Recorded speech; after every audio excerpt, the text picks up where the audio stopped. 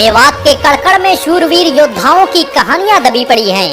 एक ऐसी ही कहानी मेवात में जन्मी आसिया खातून की है, जिसकी आवाज अंग्रेजों के दिलों में दहशत पैदा कर देती थी। अंग्रेजों ने जब उनके शौहर मौलाना इब्राहिम को गिरफ्तार किया तो उन्होंने कहा, मौलाना मर जाना लेकिन इन जालिमों से माफी मत मांगना।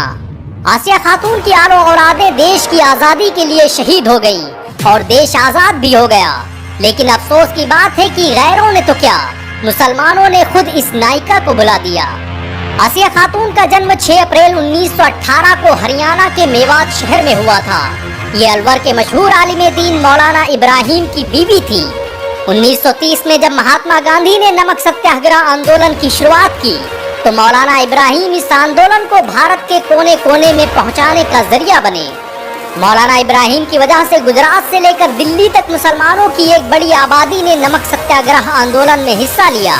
और जब 5 मई 1930 को अंग्रेजों ने गांधी को गिरफ्तार किया तो उनके साथ मौलाना इब्राहिम और मौलाना हिफ्जुर रहमान सोहरावी जैसे आलिम दीन भी जेल की सलाखों में डाल दिए गए।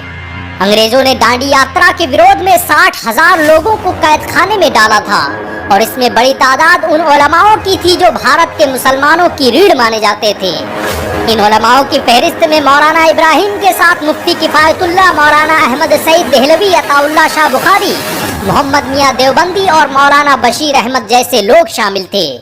मौलाना इब्राहिम की गिरफ्तारी के बाद जब अंग्रेजों ने उन्हें टॉर्चर करना शुरू किया तो लोगों की रूहें कांप गईं। इतिहासकार लिखते हैं कि अंग्रेजों के जुल्म सितम का ये आलम था कि मौलाना के जिस्म पर खाल भी बाकी न बची थी। ऐसे में अंग्रेजों ने उनके सामने शर्त रखी कि अगर वो माफी मांग लेते हैं और दोबारा आजादी के किसी आंदोलन में हिस्सा नहीं लेते हैं तो उन्हें आजाद कर दिया जाएगा। देश में बहुत से लोग ऐसे भी हैं जिन्होंने मौत के खौफ और अंग्रेजों की चाटुकारिता में माफीनामे लिखे, लेकिन ये एक मौलाना का ज़र्फ था कि जिनका जिस्म तो अंग्रेजों के हंटर से बेजान हो गया, लेकिन उसने अंग्रेजों के सामने अपना सर न झुकाया।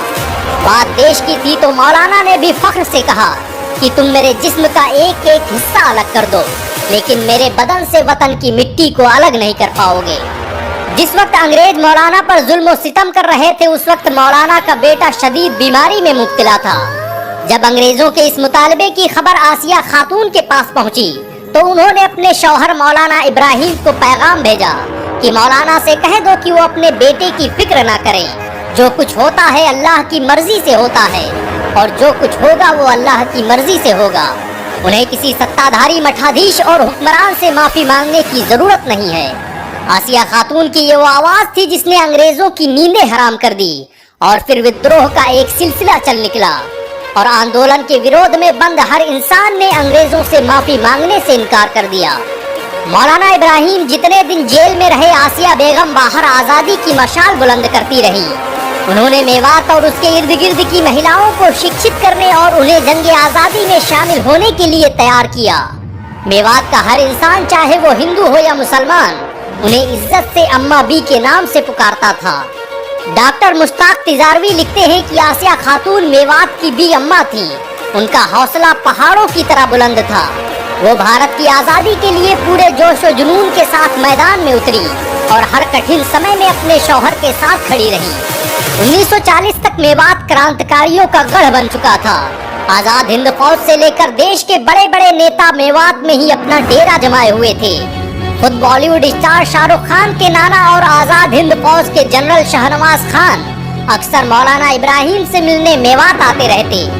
आसिया खातून खुद आगे बढ़कर उनकी खिदमत की जिम्मेदारियां निभाती। कहते हैं कि आसिया खातून की नमाजें कभी कज़ा नहीं हुई। वो भारत की आज़ादी के आंदोलन में हिस्सा लेती और वहीं भरी महफिल में नमाज अदा करती। बहुत कम लोग जानते हैं कि आसिया खातून तबलीगी जमात के संस्थापक मौलाना इलियास की शागिर्दा भी थी और खुद मौलाना इब्राहिम तबलीगी जमात का हिस्सा थे। मेवाती महिलाओं में तबलीगी जमात को पहुंचाने का काम आसिया खातून ने ही अंजाम दिया था। आसिया खातून ने भारत की आज़ादी के लिए जो किया वो आज तक कोई नहीं कर पाया।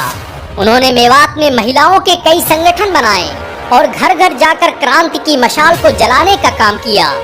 आसिया खातून के माँ बाप का साया बचपन से ही उठ गया था, लेकिन वो मेवात के लाखों लोगों के लिए माँ बाप का दर्जा रखती थी। आज़ादी के बाद भारत में जब फसादात का दौर शुरू हुआ तो उसने आसिया खातून को तोड़ कर रख दिया। और ये जख्म ताउम्र उनके साथ जिंदा रहा। देश के लिए अपना सब कुछ कुर्बान कर देने वाली इस महान वीरांगना को यकीन नहीं हो रहा था कि जिस देश के लिए उसने इतनी कुर्बानियां दी हैं, उस देश के लोगों को धर्म की बुनियाद पर कत्ल किया जा रहा है। आसिया खातून आजादी के बाद भी कई सालों तक जिंदा रहीं। उन्होंने हजारों बेघर मुसलमानों को विस्थापित करने का काम किया और जब आजादी के बाद उनके पति मौलाना इब्राहिम मेवात के एमएलए बने तो उनके साथ समाज सेवा में लग गई। 18 दिसंबर साल 1995 को 78 साल की उम्र में उनका इंतकाल हो गया। आसिया खातून ने अपनी पूरी जिंदगी देश की अस्मिता, अखंडता और सुरक्षा के लिए कुर्बान कर दी, लेकिन ये अफसोस की बात है कि गैरों ने तो क्या, खुद मुसलमानों ने इस महान नायिका को हमेशा के लिए भुला दिया। असदुद्दीन ओवैसी ने पिछले साल आसिया खातून की फोटो को ट्वीट करते हुए लिखा था कि आज हम आजादी की नायिका अम्मा बी आसिया को याद कर रहे हैं, जिन्हें लोगों ने भुला दिया है। अगर आप ये वीडियो देख रहे हैं तो आपसे गुजारिश है कि इस वीडियो को लाइक और शेयर जरूर करें ताकि आजादी के इस गुमनाम चेहरे को फिर से जिंदा किया जा सके। अगर एक मुसलमान होने के नाते आपको गर्व महसूस हुआ हो तो इस वीडियो को लाइक और शेयर जरूर करें। ऐसी और वीडियो को देखने के लिए हमारे चैनल को सब्सक्राइब करें, घंटा जरूर दबाएं।